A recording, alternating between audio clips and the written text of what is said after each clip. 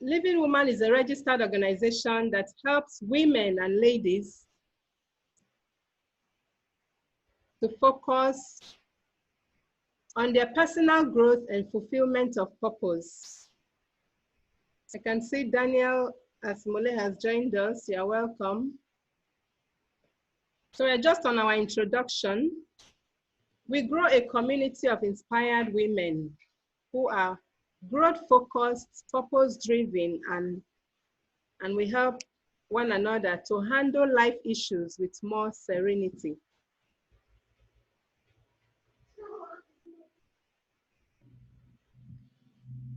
Please do not feel out of place if you are a male, a young man, a young boy, a male person joining us here. You are very welcome. This particular session is open to the public, both male and female, even though the Living Woman is dedicated to women and young ladies. But this particular session, which is committed to celebrating the first anniversary of the Living Woman, is open to everyone. And why? Because we want to reach, we also want to reach you, the men, because when we do so, we believe that you grow, and as you become your better self, you are also better able to support that woman who is in your life. So I would like to introduce myself, and maybe I can show a bit of my own video so that you see my face. Let me don't hide too much since I'm seeing you. Yeah.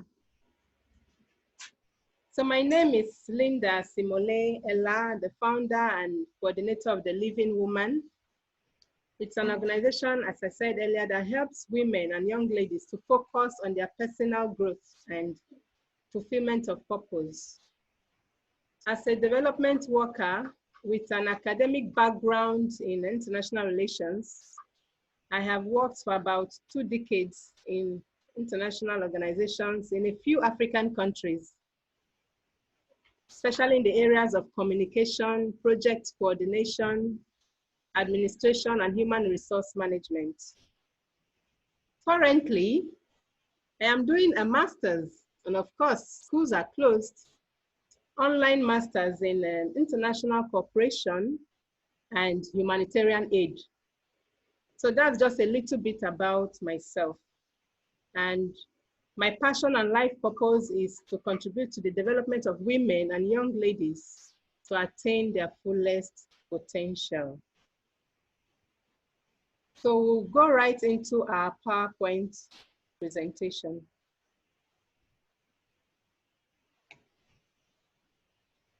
As we begin, I would like to pick out 3 words or terminologies from our topic today. The first one is chaos.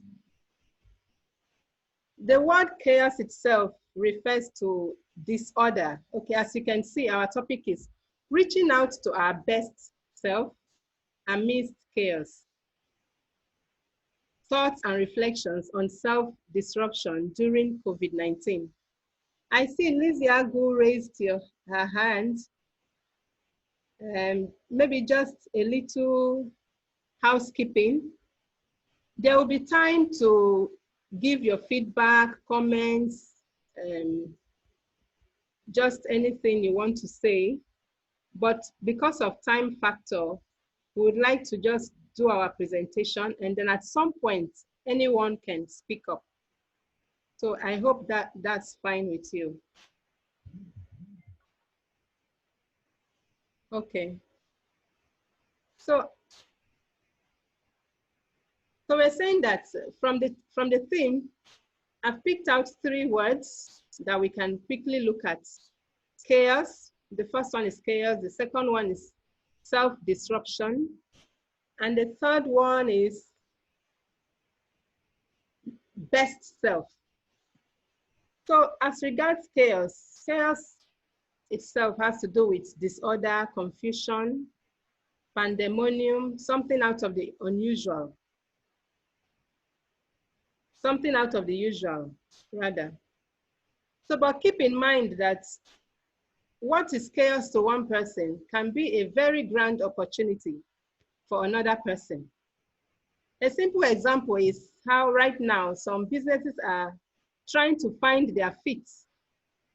Some among us, some of us have postponed certain businesses almost as if we're waiting for COVID to be over. But for others, they've hit the ground running and they're making a kill in profits. So just to say that what is chaos for one person can be a grand opportunity for another person. However, we can collectively agree that this period has been and still is a period with some elements of chaos. If for nothing else, it's a period that is different from what we know as normal or as usual. So that's about chaos. What about self-disruption? What do we mean by self-disruption? The word disrupt would refer to interrupt, disorder, disorganize, disturb, upset. But here in this presentation, we want to talk about self-disruption. So it's about you disrupting yourself. And that may sound like not a positive thing, but it can be positive, you know. The first time I heard about disrupting yourself was from a colleague. And he spoke about the need to disrupt your business from time to time. Like you disrupt your business from time to time if you want to remain in business. And I found that interesting. And I must also confess that I've not understood that sentence or that statement well until this period of COVID-19 came around. And it has been so obvious that businesses have been disrupted and people are trying to find their feet again. But someone who already learned how to disrupt their own business would easily flow into the change, into the disruption that has come about. So here we're talking about positively reordering, rearranging, reorganizing, reorienting yourself such that you make the most of the current situation. Really, we are all going through some disruption right now. For instance, the Living Woman was established in April 2019, and we have been very well impactful. We have been having impactful monthly sessions with the women. Here we are exactly a year later, April 20. We can't even afford to meet as a group, and we miss that very much. We met in March 2020, but from April, which was exactly a year later, it has been a huge disruption. And we are having this first virtual session in honor of the first anniversary of the Living Woman. So that's what disruption can be. The third term from our topic is best self. And I see that as a very nice one. How would you personally describe your best self? Think about it for a moment. What does my best self look like? What does my best self look like?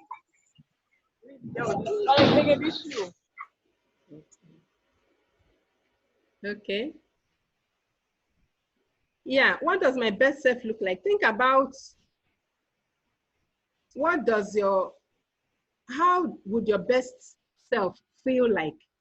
How would your best self act like?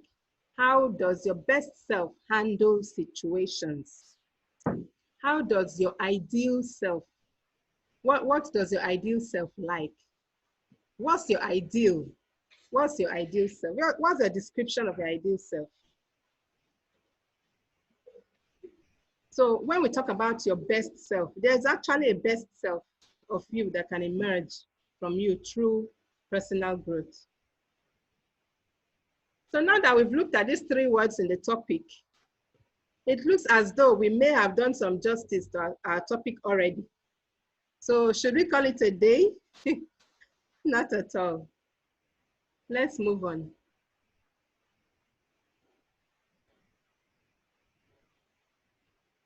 Okay, so this is our outline for this presentation. We've done our introduction.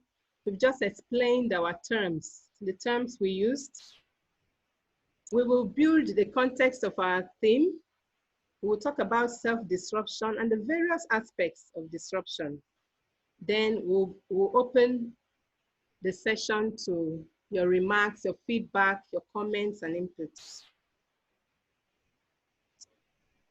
So we've talked about chaos, what chaos means, self-disruption, and what your best self is really about. So now we want to build the context of our theme. We want to build the context of our theme. The COVID-19 situation has come upon everyone in one way or the other, certainly, even those who say or claim that they had an idea that such pandemic would come upon the world have also been taken aback by the whole situation. The idea of this session is to share our thoughts and reflections around how we can challenge ourselves in this regard. So you can see that in this period of the COVID pandemic, everyone is trying to navigate through what is now referred to as a new normal. Individual habits are affected, social life, economic life, politics, religion, religious practices, business, career, education, family life, marriage, relationship, and so much more have all been affected. And when I was thinking about how religious practices have been affected, something came to my mind that God has not been disrupted, but our religious practices have been disrupted, just on a lighter note. So everyone and everything has been disrupted. And let's define this disruption. This disruption can be in such a way that it is positive for us. And why positive? It is within your power and mind to a very large extent, maybe even more than we can admit, to make this disruption a positive experience. Of course, depending on what you and I decide to do with our time and our minds.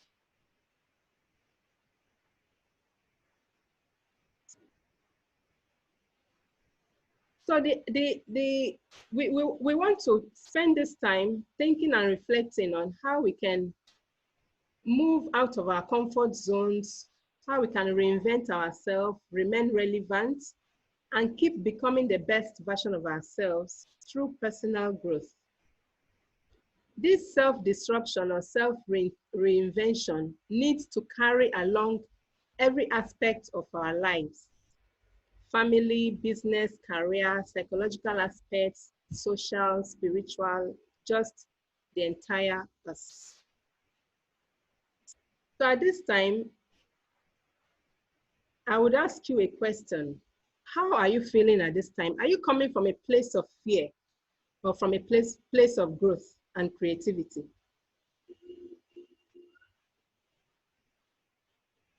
Okay.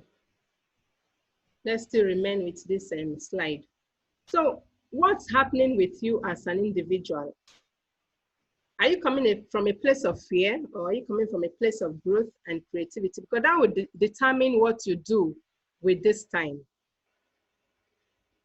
Certainly, excessive fear will not help you. It will not help me. But although a bit of it is good to keep you taking the necessary precautions, but use the other remaining parts to grow and improve yourself, and also come up with creative innovations in your areas of work and interest. This is a time where you sit with yourself and say, what can I do? What more can I do? I am beautifully and intelligently made and blessed by God. What can I do in my area of interest and work? What more? What creative innovations can I come up with at this time? It's not a time to get down and fold hands and be thinking of, just feel so disoriented. Know your power, your life is still in your hands.